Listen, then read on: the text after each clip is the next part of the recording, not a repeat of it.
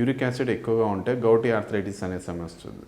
ఇది మనం గుర్తించడానికి ఈజీగా ఉండేది అంటే మోస్ట్ ఆఫ్ ద పేషెంట్స్కి కాలు బొటన వేలకి దగ్గర నొప్పి స్టార్ట్ అవుతుంది. ఇది ఎలా అంటే ముందు రోజు నాన్ వెజ్ ఎక్కువ తిన్నప్పుడు కానీ, ఏదైనా హెవీ ఆల్కహాల్ ఇంటేక్ ఉన్నప్పుడు కానీ కొన్నిసార్లు బయటపడే అవకాశం ఉంటుంది.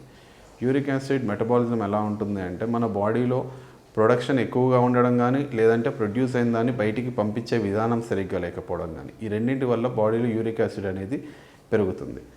దీన్ని మనం కంట్రోల్లో పెట్టుకోవడానికి వేరియస్ కైండ్స్ ఆఫ్ మెడికేషన్స్ ఉన్నాయి. అలాగే లైఫ్ స్టైల్ మోడిఫికేషన్స్ అంటే రెడ్ మీట్ తినడం. రెడ్ మీట్ అంటే మటన్ కానీ, ఫిష్ కానీ, బీఫ్ కానీ, ఎనీ అదర్ రెడ్ మీట్ సంబంధించినవి తినడం కానీ, హై ప్రోటీన్ ఇంటేక్ కానీ, ఆల్కహాల్ ఇంటేక్ కానీ ఇట్లాంటివి తగ్గించుకుంటే త్రూ లైఫ్ స్టైల్ మోడిఫికేషన్ ద్వారా కూడా, మినిమల్ మెడికేషన్ ద్వారా కూడా యూరిక్ యాసిడ్ ప్రాబ్లమ్ని కంట్రోల్లో పెట్టుకోగలం.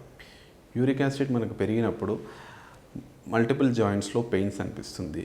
చాలా వరకు స్పెసిఫిక్గా కాలు బొటనవేలు దగ్గర నుంచే నొప్పి స్టార్ట్ అవుతుంది. ఈ జాయింట్ పెయిన్స్ అనేవి యూజువల్గా చిన్న చిన్న జాయింట్ పెయిన్స్ ఎక్కువగా ఉంటాయి.